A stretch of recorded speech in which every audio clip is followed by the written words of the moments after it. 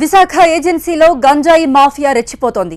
నిఘా వర్గాలు కూడా పసికట్టని విధంగా జాగ్రత్తలు పడుతోంది.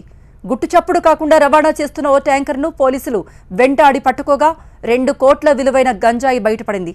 అసలు సూత్రధారులు పరారు కాగా కొందరు గిరిజనులు పట్టుబడ్డారు. ఈ రాకెట్ వెనుక అధికారులు, ప్రజాప్రతినిధుల పాత్ర ఉందన్న ఆరోపణలు గుప్పుమంటున్నాయి.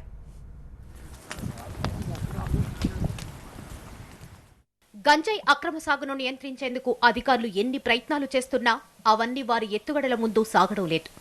దాంతో ఏజెన్సీలోని పలు ప్రాంతాల్లో యథేచ్ఛగా గంజాయి సాగవుతోంది. అంతేకాదు నిఘా వర్గాలకు కూడా దొరకని విధంగా కొత్త వ్యూహాలతో గంజాయిని ఇతర ప్రాంతాలకు రవాణా చేస్తున్నారు.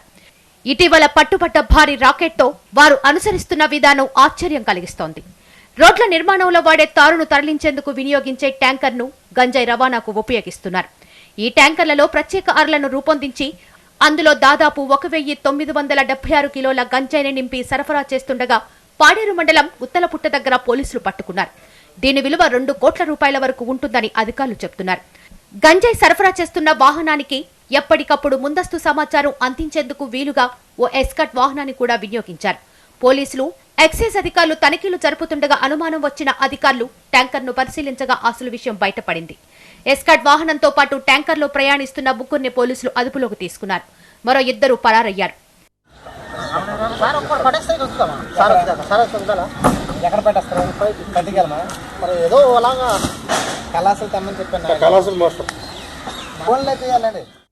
ఏజెన్సీ ప్రాంతంలో గంజాయి సామ్రాజ్యాన్ని నిర్వహిస్తున్న మధ్యలగురువు ప్రాంతానికి చెందిన రాము కోసం పోలీసులు గాలిస్తున్నారు. ఇదే విధంగా కొన్నాళ్ల క్రితం గంజాయి తరలిస్తున్న ఓ ట్యాంకర్ను పోలీసులు పట్టుకోగా పలు ఆసక్తికర విషయాలు వెలుగు చూశాయి.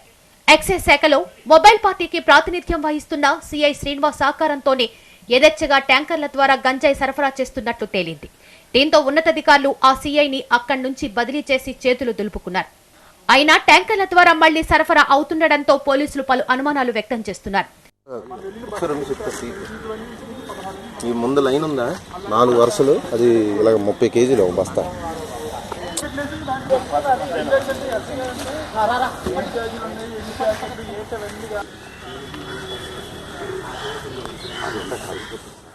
ఈ మాఫియా వెనక పెద్దల అండదండలు ఉంటాయని స్థానిక నేతలు, గిరిజన సంఘాలు ఆరోపిస్తున్నాయి.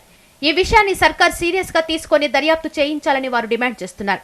100 కేజీలు, 1000 కేజీలు, కోట్ల రూపాయల విలువైన గంజాయి స్మగ్లింగ్ అవుతుందని అంటే అది కూడా చాలా తెలివైన పద్ధతుల్లో ఆ టెక్నాలజీని అంతా వాడుకొని ఒక్కొక్కసారి పాల వ్యాను, ఒకసారి ఆయిల్ ట్యాంకర్స్, ఒకసారి తారు ట్యాంకర్స్, మరొకసారి అంబులెన్స్ వ్యాన్లు, ఇలా రకరకాలుగా అంత పకడ్బందీగా అంత పెద్ద సాంకేతికతను వాడుకుంటున్నారని అంటే చాలా పెద్ద ముఠా ఉంది. దీని వెనకాల ఉన్నత స్థాయి అధికారులు కూడా ఉన్నారని, ఉన్నతంగా ఉన్నటువంటి వాళ్ళు ఉన్నారని అభిప్రాయాలు, ఆరోపణలు మా ప్రాంతమంతా కూడా ఉంటాయి.